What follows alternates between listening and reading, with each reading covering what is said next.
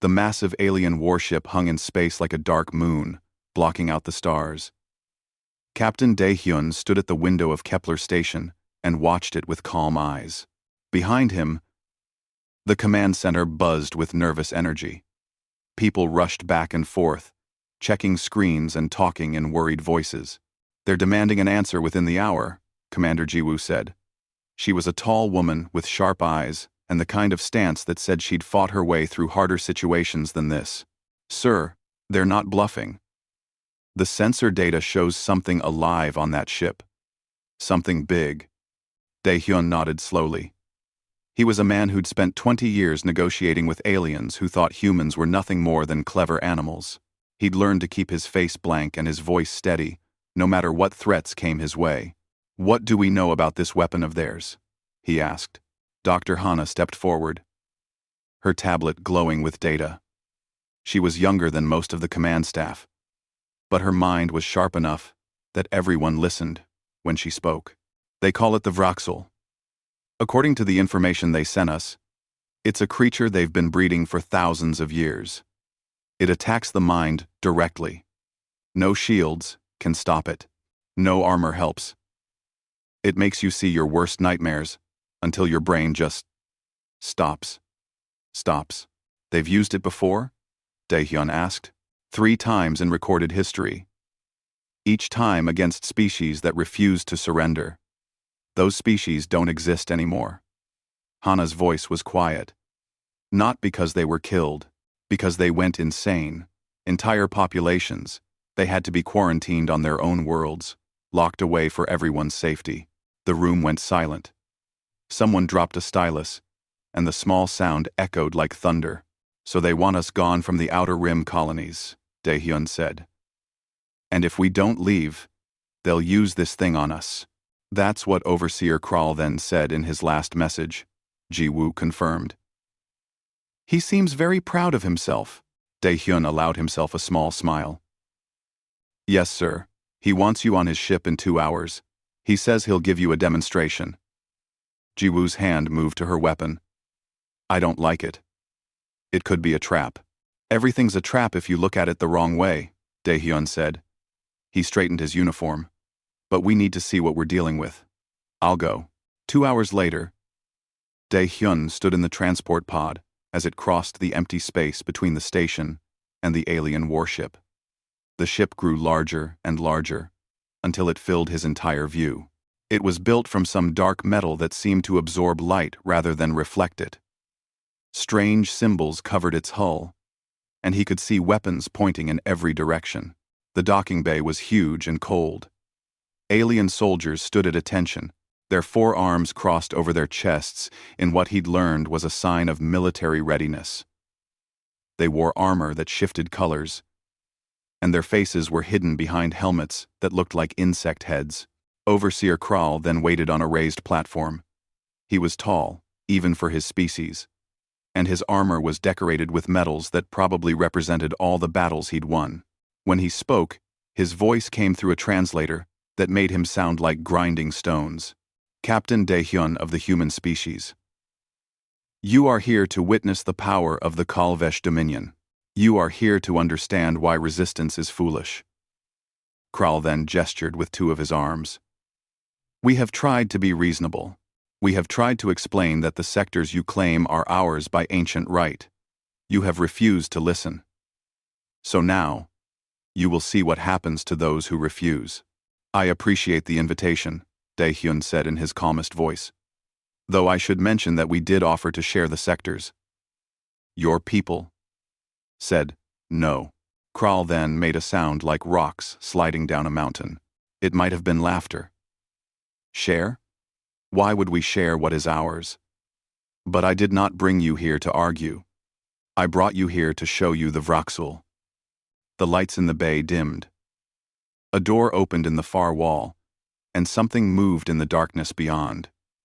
Dae-hyun felt his skin go cold. There was a smell in the air now, something like rotting flowers mixed with metal. The creature that emerged was unlike anything Dae-hyun had ever seen. It was huge, at least 10 meters tall, with a body that seemed to be made of darkness itself. Tentacles writhed around it, each one tipped with what looked like eyes. But the worst part was that looking at it made his vision blur. It was like his brain couldn't quite process what it was seeing. The Vraksul does not kill with claws or teeth, Kral then said. His voice was full of pride. It kills with fear, with despair, with the weight of your own mind turning against you. Would you like a demonstration? Before Daehyun could answer, the world changed. He was no longer in the docking bay. He was falling through darkness, and voices screamed at him from all sides. He saw flashes of images, memories that weren't his, futures that couldn't be real. He felt his heart hammering in his chest, felt sweat on his skin, felt his hands shaking, and then it stopped. He was back in the bay, on his knees, breathing hard. The demonstration had lasted maybe 5 seconds. Kral then looked down at him. That was the weakest setting. A mere taste. When we use the Vraksul at full power, there is no recovery. Your mind breaks and never heals. Do you understand now? Do you see why you must leave the colonies? Daehyun stood up slowly. His legs felt like water, but he forced them to be steady. He looked at the creature. Really looked at it, studying the way it moved. The frequencies he could barely sense coming from it. Then, he looked at Kral. Then, that's impressive, he said. His voice didn't shake. Really impressive. You've built something terrible. But before you commit to this course of action, before you use that thing against human colonies, I think you should know something. What could you possibly tell me that would matter? Kral then asked. Daehyun smiled. It wasn't a happy smile. It was the smile of someone who knew a secret, a dark and heavy secret that he'd hoped never to share. We have one too. And I think you should see it before you decide whether you really want to do this. The overseer stared at him. Around the bay, the alien soldiers shifted uneasily. The Vraksul made a sound like wind through a graveyard. You're bluffing, Kral then said, but his voice wasn't as confident as before. Humans have no psychic abilities. Your species is known for your technology, not your mental powers. You have no weapon like the Vraksul. They sing. Thank you for watching. Cladding like the flan. You're right, Daehyun said. We didn't build one. We found one. And trust me when I say this. Overseer. You really want to see ours before you make any final decisions. Because if you think that thing is scary, you haven't seen what we've been keeping locked up in the dark. The silence that followed was heavy. Kralthen's posture changed slightly. For the first time since the negotiations had started, the overseer looked uncertain. You have 24 hours to evacuate your colonies, Kralthen finally said. If you wish to show me this supposed weapon of yours, you may do so. But know this, human, if you are lying, if this is some trick, I will use the Vraksul on every human station in this sector. Do you understand? I understand perfectly, Daehyun said. And I wish I was lying. I really do. As the transport pod carried him back to Kepler Station, Daehyun sat in silence. His hands had stopped shaking, but his mind was racing. He thought about what waited in the deep levels of the station. He thought about the thing they'd found all those years ago on Gehenna Prime. He thought about what would happen when they let it out. And he wondered if showing it to the Kalvesh would save humanity or doom everyone in the galaxy. The elevator descended for 7 minutes. Daehyun watched the numbers count down, going deeper and deeper into levels that most of Kepler Station's crew didn't even know existed. Beside him stood Dr. Hana and Commander Jiwoo. Both women were silent, their faces pale in the red emergency lighting that marked this section. I've been on this station for 3 years, Jiwoo said quietly. I thought I knew every corridor, every room. How did I not know about this? Because only 12 people in the entire human fleet know about sublevel Omega. Daehyun replied. And now you're the 13th. The elevator doors opened with a hiss. The corridor beyond was different from the rest of the station. The walls were thick, reinforced with some kind of metal that seemed to drink in light. Every 10 meters, there were blast doors. Every door had warnings written in 5 languages. A man waited for them at the end of the corridor. He was old, with gray hair and eyes that had seen too much. His uniform marked him as a doctor, but he stood like a soldier. "Captain," the man said. His voice was rough, tired. "I was hoping you'd never have to come down here." "We, Dr. Taemin," Daehyun said. "I'm sorry, but the Qualvesh have given us no choice." Dr. Taemin nodded slowly. He looked at Hana and Ji-woo. "You both have level Omega clearance now. Ever. On Ring. That means what you're about to see, what you're about to learn, can never be discussed with anyone who doesn't have the same clearance. Not your friends, not your family, not even in your own heads when you're alone at night. Do you understand?" "We understand," Hana said. Ji-woo just nodded. They followed Taemin through 3 more blast doors. Each one required his handprint, his retinal scan, and a code that he typed from memory. Finally, they reached a room that was more like a bunker. Screens covered one wall, all of them showing the same thing, a massive chamber deep beneath the station. In the center of that chamber was a sphere of pure energy. It crackled and hummed, distorting the air around it. And inside that sphere, something moved. 15 years ago, Taemin began.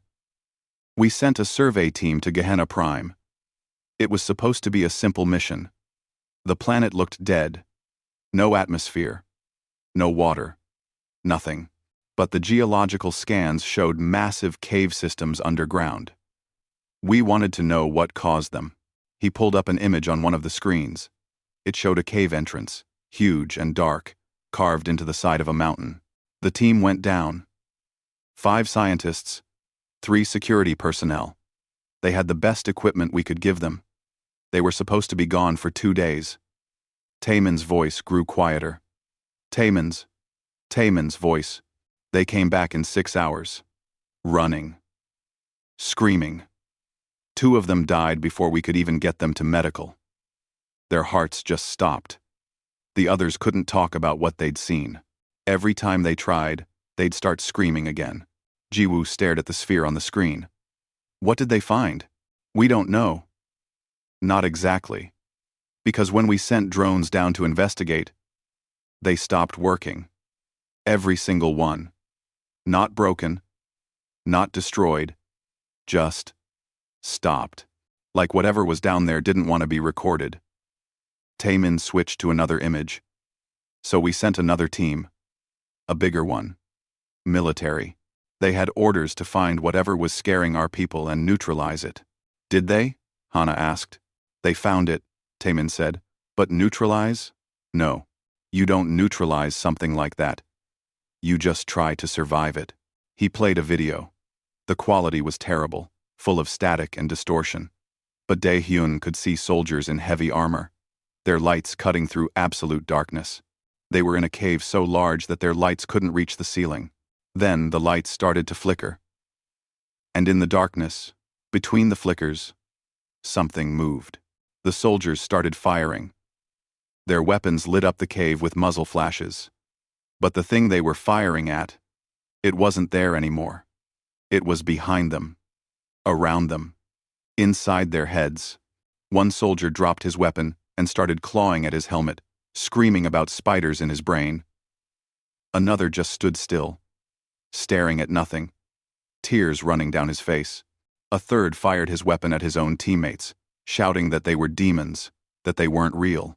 The video cut out. "We lost 17 soldiers that day," Taemin said.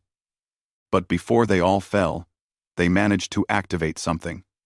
A prototype containment field. It trapped the thing, held it in place. And somehow, by some miracle, it stayed trapped long enough for us to build a proper prison around it." "You brought it here?" Ji-woo's voice was sharp. "You brought that thing to a civilian station? Where else could we take it? Anywhere else, and people would ask questions. Here, We could hide it under layers of bureaucracy and classified projects. Most of the station's power goes to maintaining the containment field.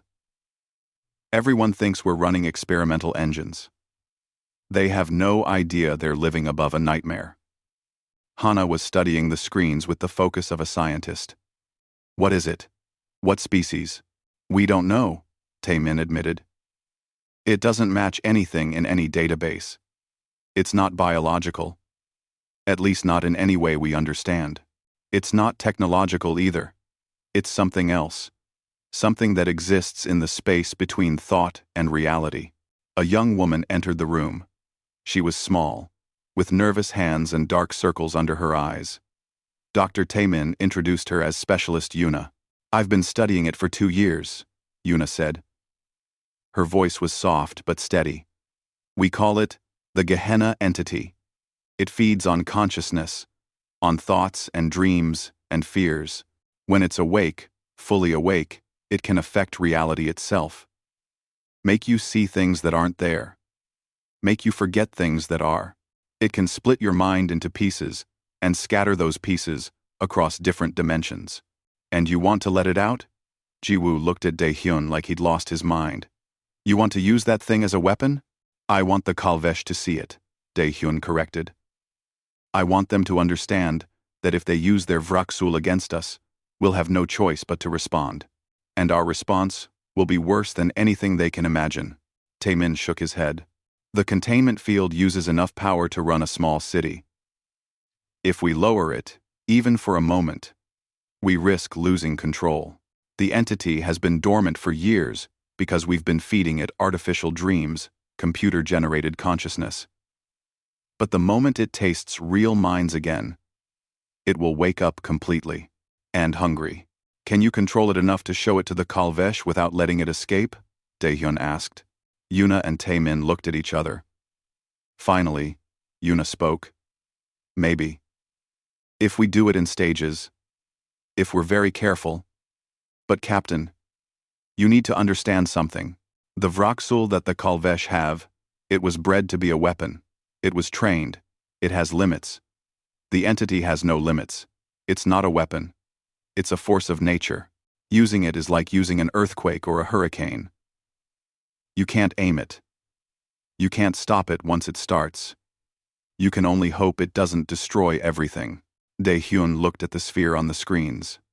Inside it, the darkness moved and shifted, never quite taking a solid form. He thought about the Vraksul. About the demonstration Kral then had given him. 5 seconds of that creature's power had brought him to his knees. What would 5 seconds of the entity do?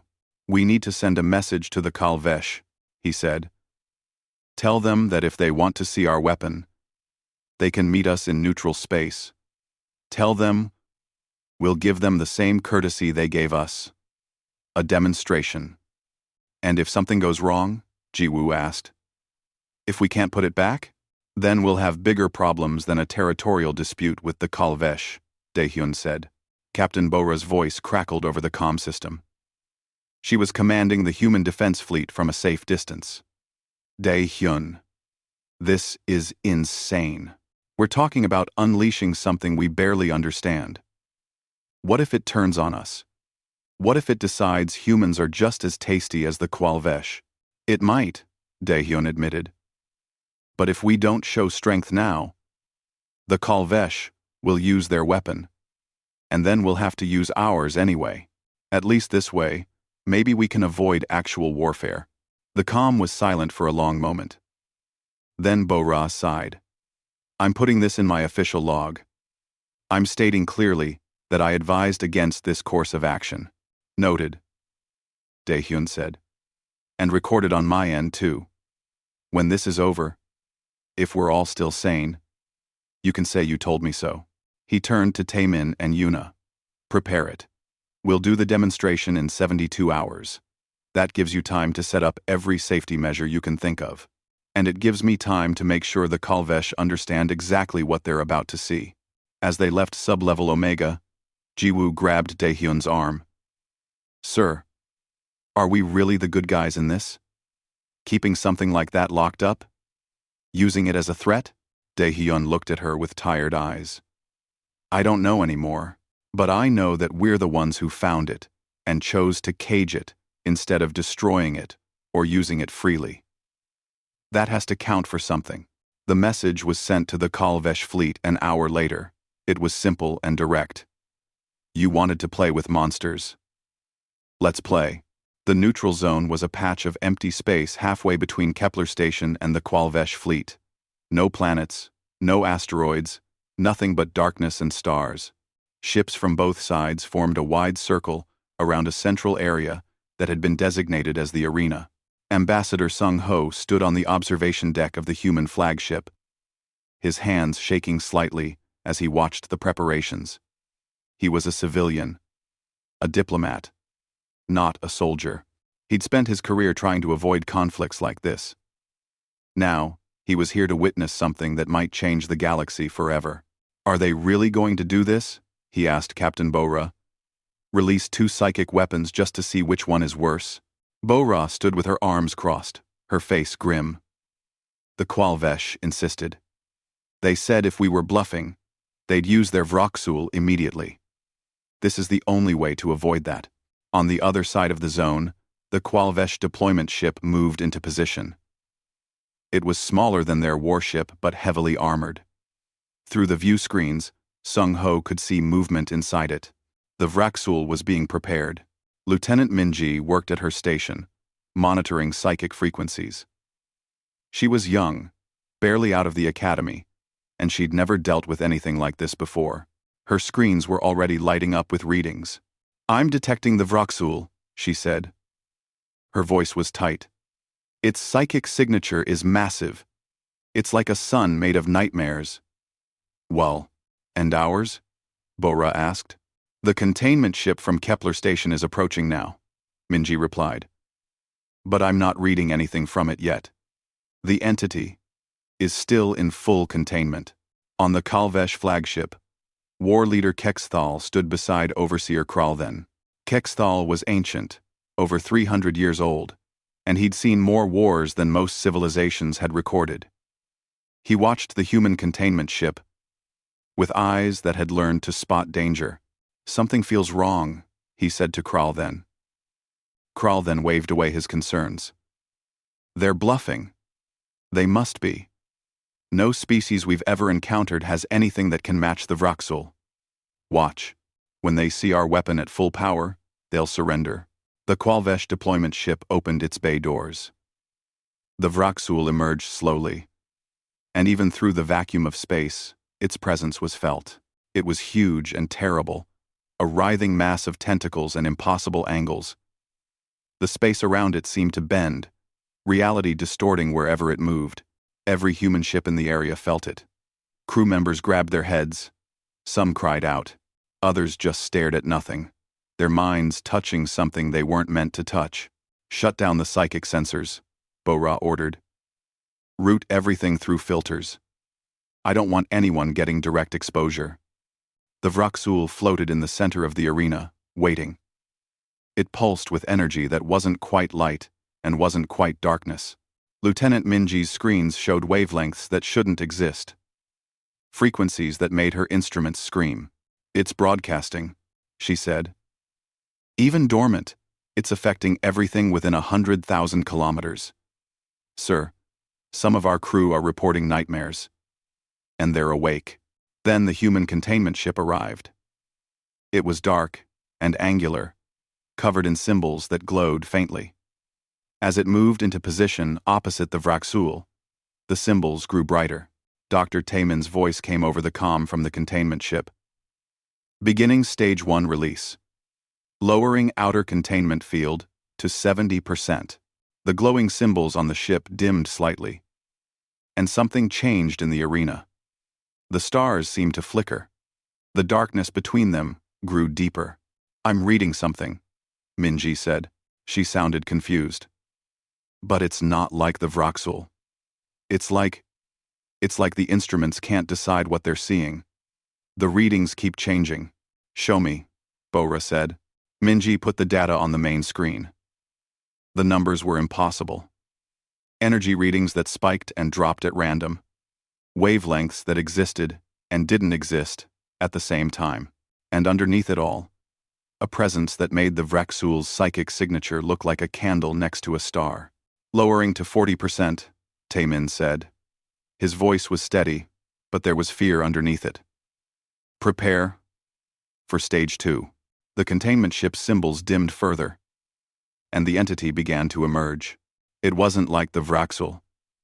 There was no physical form, no tentacles, or eyes, or anything recognizable. It was darkness that moved.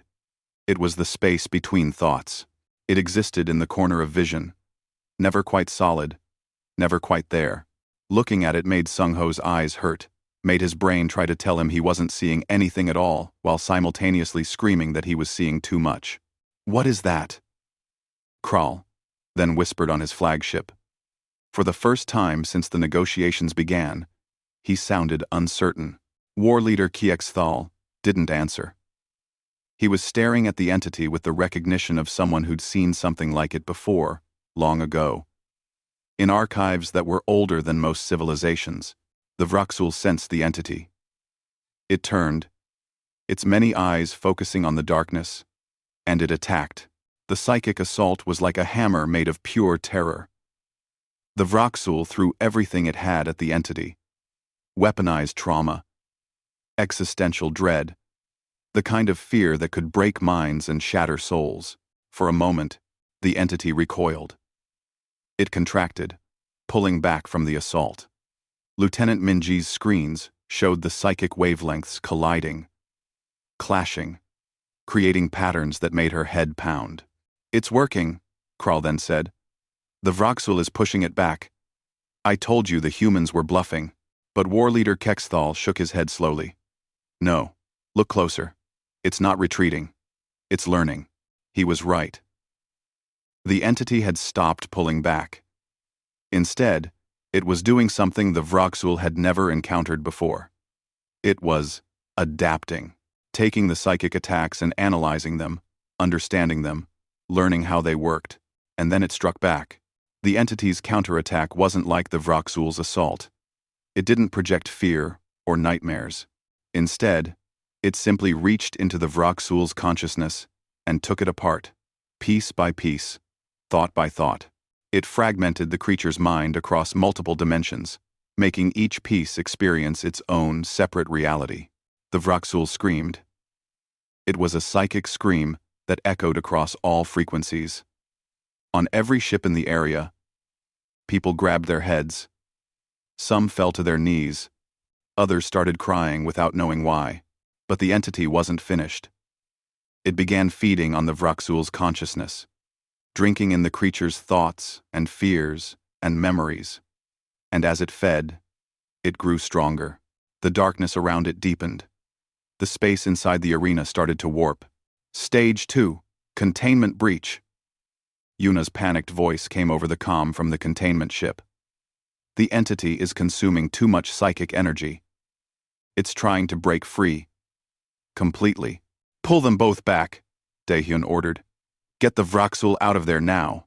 On the Kwalvesh deployment ship, handlers were already trying to extract their weapon. But the Vraxul was barely responding.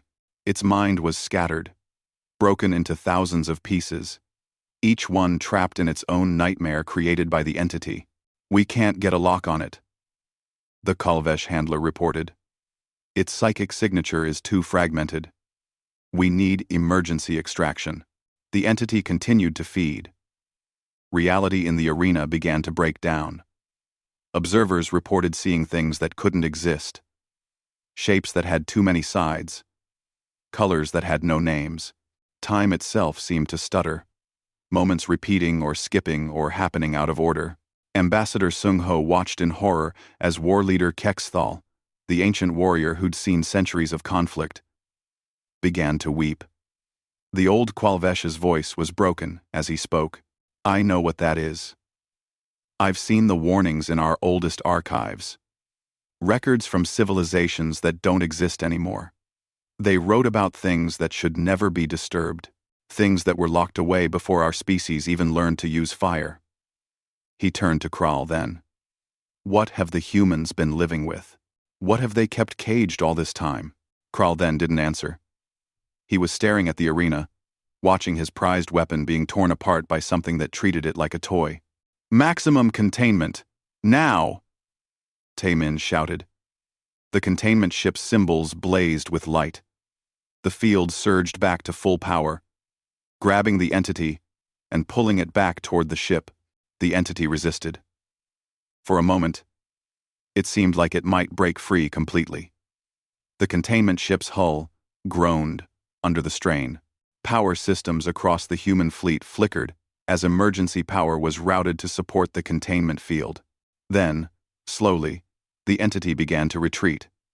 It pulled back from the Vroxul, releasing what was left of the creature's mind. The darkness faded. The warping of space-time stabilized. The containment ship sealed its bay doors, and the symbols on its hull glowed so bright they hurt to look at. Inside, the entity was locked away again, but not dormant. Not anymore. It had fed, and it was awake. The Qualvesh managed to retrieve the Vroxul. What came back to their ship was barely alive. Its mind was shattered, its consciousness fractured across so many realities that their best psychic healers didn't know if it could ever be whole again. Dae-hyun's voice came over the open channel, calm and quiet. That was a demonstration, at partial containment release. The entity wasn't even at half strength. Now do you understand? Now do you see why I said you should reconsider? On the Qualvesh flagship, Overseer Kral then stood in silence. His proud stance was gone. He looked smaller. Somehow. Diminished. War leader Kexthal spoke for him. We understand. We withdraw our ultimatum. But we must talk. We must discuss what you've been keeping, locked away. Because this isn't just about our two species anymore. This is about the entire galaxy. As the ships began to move away from the arena, Lieutenant Minji was still staring at her screens. Captain, she said softly. The readings from the entity just before we contained it. I think I know why it stopped fighting the containment field. Why? Bora asked. Because it wasn't trying to escape. It was playing. The whole fight. It was just playing with the Vroxul. Like a cat with a mouse. Minji's hands were shaking. What happens when it decides to stop playing? Nobody had an answer. Kepler Station buzzed with activity that felt more like panic than productivity. In the medical bay, Dr. Jae-sung moved from bed to bed, trying to help crew members who'd been exposed to the psychic battle. Some stared at walls and wouldn't speak. Others spoke too much, talking about things they'd seen that couldn't be real but felt more true than their own memories. How many? Commander Jiwoo asked him. She'd been standing guard at the medical bay for 6 hours straight. 47 crew members showing symptoms, Jae-sung said. He was tired, his voice rough. Nightmares while awake. False memories. 3 people swear they lived entire lifetimes in other realities during the 10 minutes the entity was partially released. One engineer insists she has a daughter she's never met, but remembers raising. Can you help them? I don't know. Normal psychiatric treatment doesn't work for this. Their brains are fine physically. It's like their consciousness touched something it wasn't meant to touch. And now it can't forget. Jae-sung rubbed his eyes. I need to talk to Dae-hyun. We need to discuss whether showing that thing was worth this cost. Deep in sub-level Omega, Engineer Hyun-woo and his team worked desperately to reinforce the containment field. The entity had tasted real consciousness for the first time in years, and it wasn't cooperating anymore. The field that had held it dormant before was barely containing it now. Power usage is up 30%. One of the technicians reported. If this continues, we'll have to start shutting down non-essential systems across the entire station. Hyun-woo stared at the screens showing the containment chamber. Inside the sphere of energy, the darkness moved and shifted with purpose. Before, it had drifted lazily, almost asleep. Now it pressed against the barriers, testing them, searching for weaknesses. What have we done? He whispered. We woke it up. Specialist Yuna stood beside him, her tablet full of readings that made no sense. It's not just awake, it's aware. Look at the pattern of its movements. It's systematic. It's learning the structure of the containment field. Can it break out? Not yet. But if it keeps learning at this rate, maybe in a few months, maybe sooner.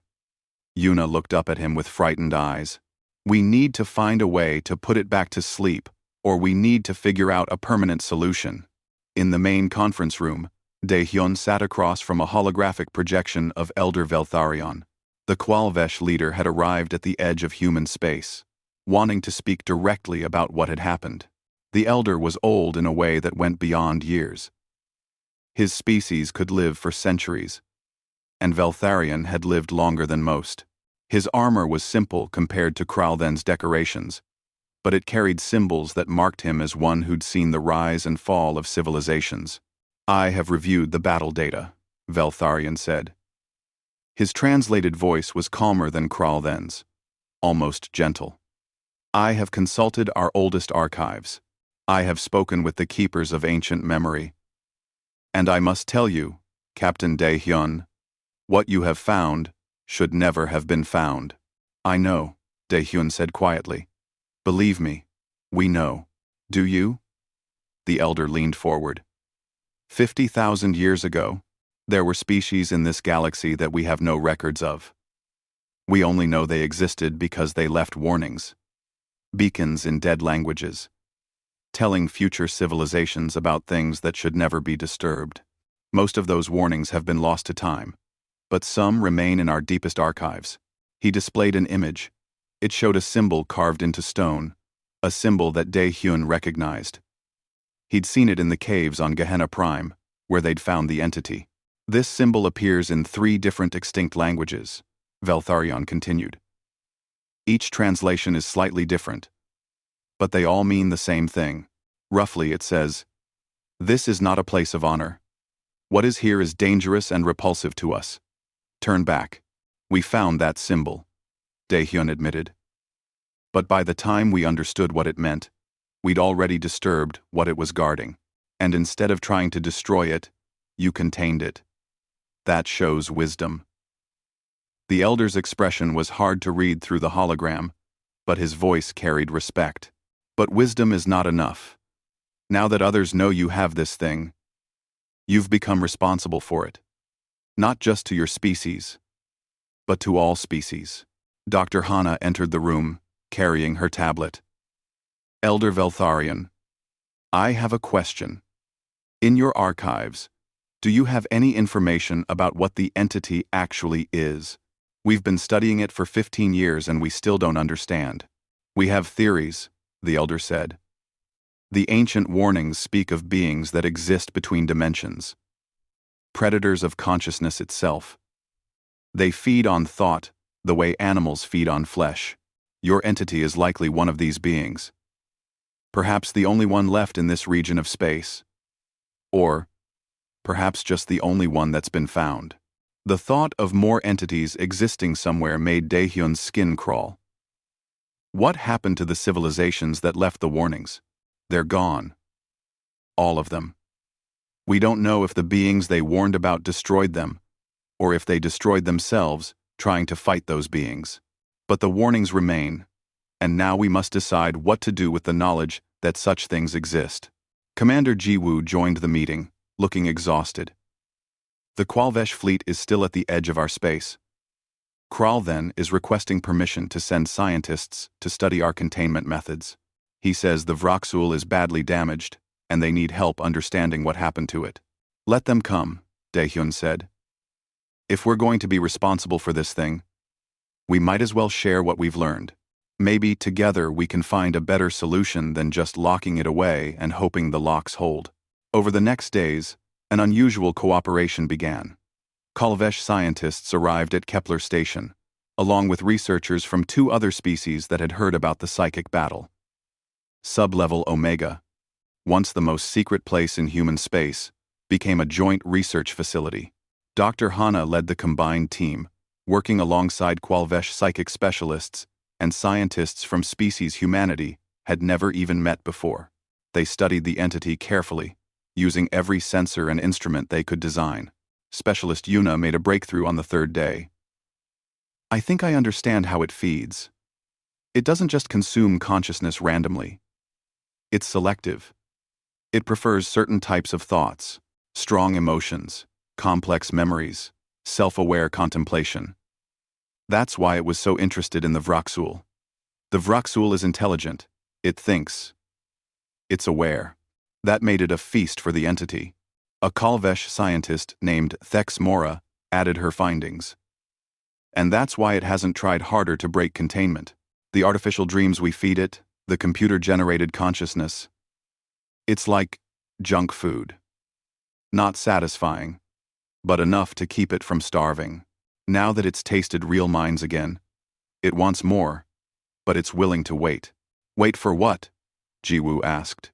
For us to make a mistake, Yuna said. It's patient.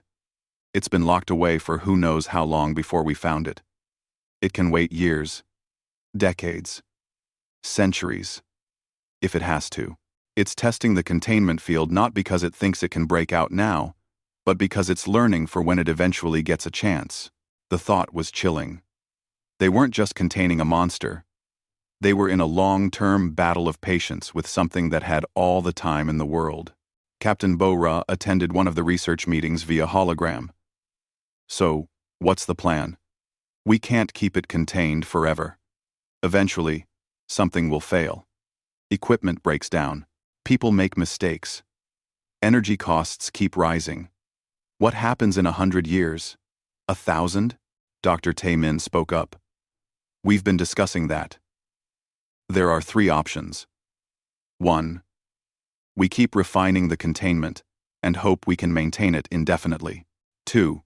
We try to find a way to kill it. 3.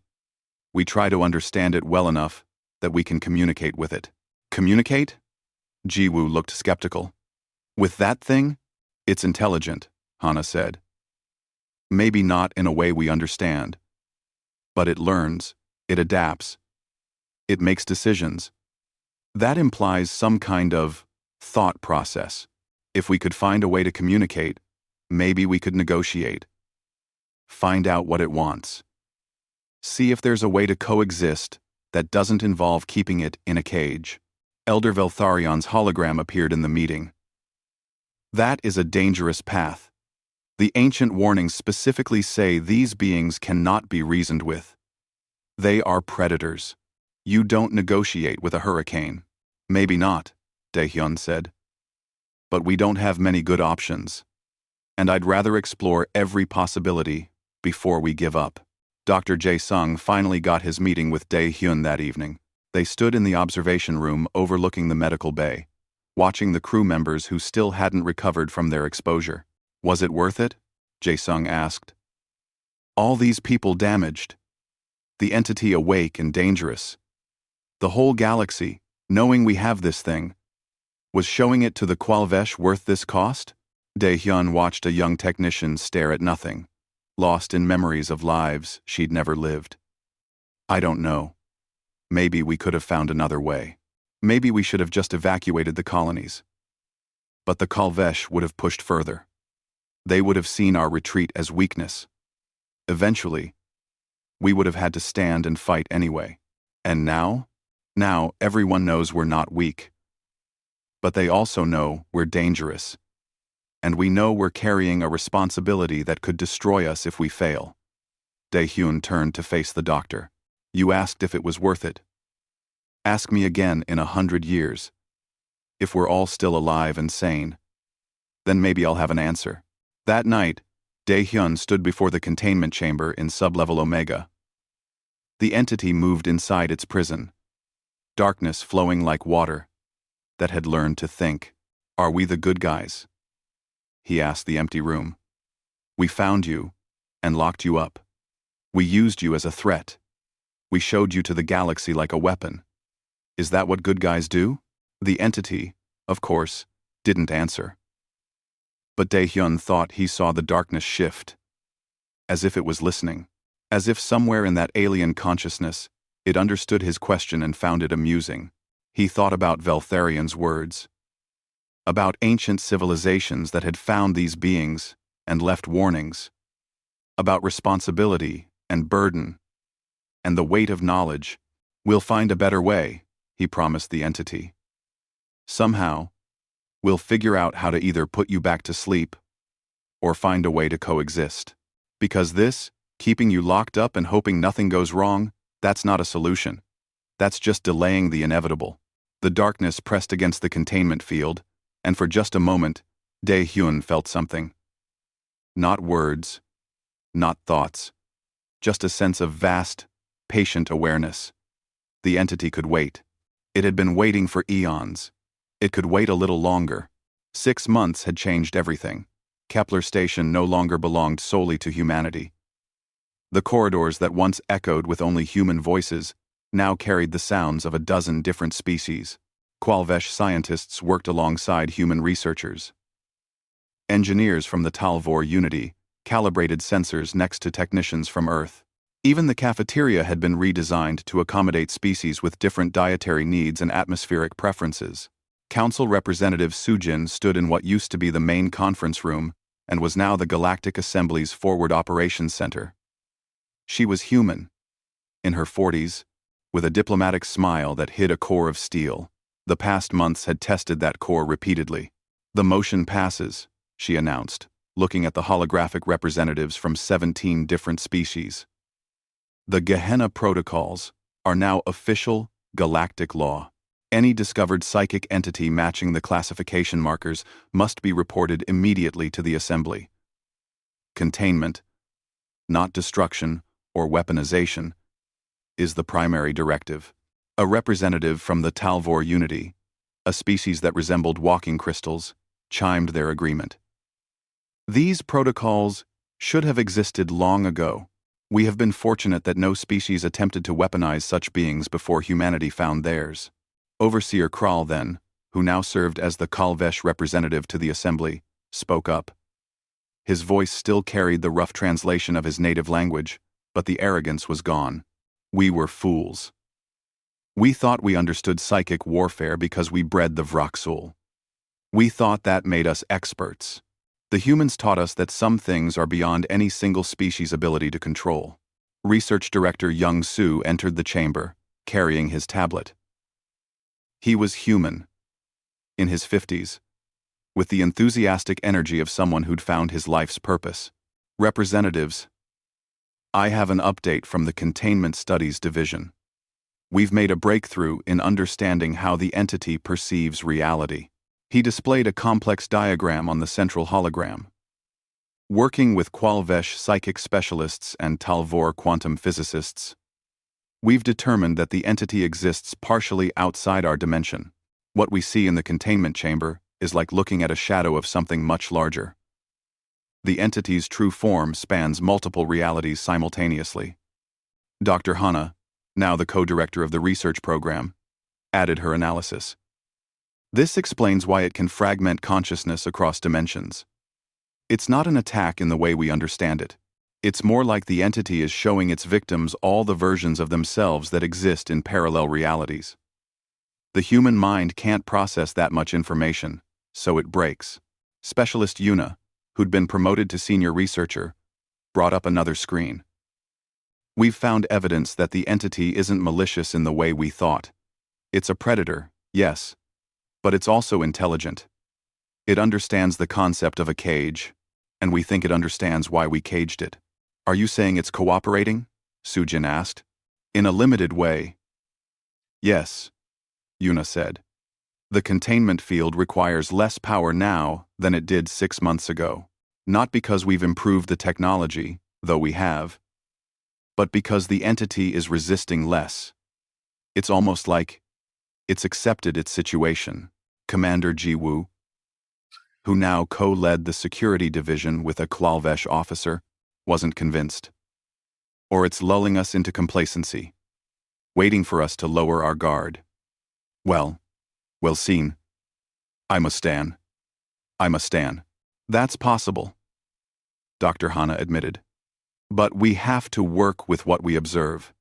And what we observe is that the entity responds to our attempts at communication. Not with words, but with patterns in how it interacts with the containment field." On the other side of the galaxy, on Gehenna Prime, a new expedition was underway. Scout Yunji was part of the team, exploring the cave system where the entity had been found. She was young, in her 20s, with the kind of curiosity that made her perfect for dangerous research. "We're at the deepest level," she reported over the comm. "The symbols are everywhere down here. Walls, ceiling, floor. It's like this whole cave system was designed as a warning." Her team's leader, a human archaeologist named Dr. Tae-young, examined the carvings with careful instruments. "These aren't random. Look at the progression. The symbols near the entrance are simple warnings. Danger. Turn back. But the deeper you go, the more complex they become. These ones here, they're telling a story." "What story?" Yunji asked. "The story of whatever civilization built this place." Tae-young traced one of the larger carvings. "They found the entity. Or something like it. They tried to destroy it. That didn't work. So they built this prison. These caves aren't natural. They're carved, shaped. Every tunnel, every chamber, all designed with one purpose: to contain the entity," Yunji finished. "Exactly. And look at this." Tae-young pointed to a series of symbols. "At the very bottom of the chamber. This is a mathematical sequence. Universal. Any intelligent species should be able to read it. And it says this place was sealed approximately 200,000 years ago." The weight of that number settled over the team. 200,000 years. The entity had been locked away since before humanity had even developed writing. Before most current civilizations had existed. "There's more," another team member called out. "I found what looks like a control room. The equipment is dead, obviously, but the layout is clear. Whoever built this didn't just lock the entity away and leave. They maintained the prison, probably for thousands of years before their civilization fell." Yunji recorded everything with her instruments. "So, we're not the first species to find it and cage it. We're just the latest. And the first in a very long time," Tae-young said. "The question is, what happened to the species that built this place? Why did they leave? Why did the prison fail?" Back on Kepler Station, a joint breakthrough was announced. Research Director Young-soo gathered the assembly to share the news. By studying the entity's interaction patterns and combining human psychological research with Qualvesh psychic techniques, we've developed new treatments for psychic trauma. The crew members who were affected during the demonstration, most of them are showing improvement. We can't erase what they experienced, but we can help their minds process it in healthier ways. Dr. Jae-sung stood beside him. "More than that, we've found that controlled, minimal exposure to the entity's psychic presence can actually strengthen mental resilience, like exposing someone to a small amount of a virus to build immunity. We're being very careful, very ethical about this, but the potential applications are enormous." A Talvor representative expressed concern.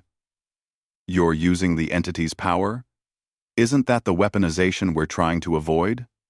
"No," Hana said firmly. "We're learning from it. There's a difference. We're not trying to unleash it or direct it at enemies. We're studying how it affects consciousness, so we can better understand consciousness itself. The medical applications alone could help billions." Overseer Kral then added, "The Vraxul is recovering, thanks to these techniques. What the entity did to it, we thought the damage was permanent. But by understanding how the entity fragments consciousness, we've learned how to help the Vraxul piece itself back together. It will never be the same, but it will survive, and we will never use it as a weapon again." In the deepest part of sublevel Omega, Dr. Taemin stood before the containment chamber with Dae-hyun. The old doctor looked tired, but satisfied. "I've spent 15 years guarding this thing," Taemin said. "Afraid of it. Afraid of what would happen if it got out. I never thought I'd see the day when we'd be working with other species to understand it." Dae-hyun, now retired from active command but serving as an advisor, nodded. "We had to show it to stop a war. But I think, maybe, That was meant to happen. If we'd kept it completely secret, we'd have carried this burden alone. Now, it's a shared responsibility. Do you think we can really keep it contained forever? Taemin asked. I don't know. But I know we have a better chance now than we did 6 months ago, and every day we learn more. Dae-hyun watched the entity move inside its prison. Besides, I don't think forever is the right goal. The right goal is understanding it well enough that containment becomes cooperation. You really think that's possible? Cooperating with something that feeds on consciousness? Life finds a way to adapt. Maybe we can too. Dae-hyun turned to leave, then paused. You know what the really interesting thing is? The entity could have broken out during the demonstration. When it was feeding on the Vraksul, when it was at its strongest, it could have pushed past the containment. But it didn't. Quote, quote, quote, why not? I think because it was curious. It wanted to see what we'd do, how we'd react, if we'd panic and try to destroy it, or if we'd be smart enough to pull back and recontain it. Dae-hyun smiled slightly. I think we're being tested, and so far, we're passing. That evening, Dae-hyun recorded his final official log entry. It would be added to the galactic record, available to any species that wanted to understand what had happened. 6 months ago, the Qualvesh threatened us with their ultimate weapon. We responded by showing them ours. But the real story isn't about which weapon was bigger or stronger. It's about what happened after. We could have used the entity as a tool of intimidation. We could have kept it secret and used the fear of it to gain political advantage. Instead, we chose to share what we learned. To turn a weapon into a responsibility. To transform fear into understanding. He paused, gathering his thoughts. The galaxy sees humanity differently now. They know we found something terrible and chose to cage it rather than destroy it or use it freely. They know we're willing to bear the burden of guarding something dangerous for the sake of everyone's safety. Some species fear us because of this. Others respect us. Both reactions are understandable. Another pause. But here's what I want future generations to understand. We didn't become strong by unleashing the entity. We became strong by containing it, by accepting the responsibility that came with finding it, by being willing to work with former enemies to ensure it never becomes a threat to anyone. That's the real lesson here. True strength isn't about having the biggest weapon. It's about having the wisdom to know when not to use it, and the courage to bear the weight of that choice. He looked at the camera, his expression serious. They thought we were weak because we were young. They thought they could push us around because we didn't have the weapons they had. Then we showed them we did have weapons, terrible weapons. But we also showed them we had something more important. We had restraint. We had responsibility. We had the ability to look into the abyss, build a cage around it, and then invite others to help us maintain that cage. Final pause. The entity is still contained. It may always be contained. Or maybe someday we'll understand it well enough that containment becomes unnecessary. Either way, humanity has earned its place among the stars. Not because we're fearless, not because we're the strongest, but because we understand that some things are bigger than any one species. Some responsibilities have to be shared. And some monsters need guards who will never sleep, never falter, and never stop learning. This is Captain Dae-hyun, signing off. In the containment chamber, the entity moved through its prison like water made of shadows. It pressed against the barriers, not fighting them, just testing. Always testing. Always learning. And in the darkness of that alien consciousness, perhaps there was understanding. Perhaps it recognized that it had found not just captors, but guardians. Beings who would study it, fear it, respect it, and never stop trying to understand it. The cage remained. But inside that cage, two forms of intelligence watched each other across an impossible divide. One ancient and vast, and utterly alien. The other, young and curious, and determined. And somewhere in that mutual observation, perhaps, was the beginning of something new. Not friendship, but awareness. Recognition. The slow, patient acknowledgement that they were bound together now. Jailer and prisoner. Observer and observed.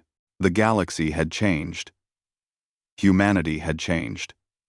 And deep beneath Kepler Station, in a chamber that cost more energy to maintain than entire cities, a darkness waited, and watched, and learned.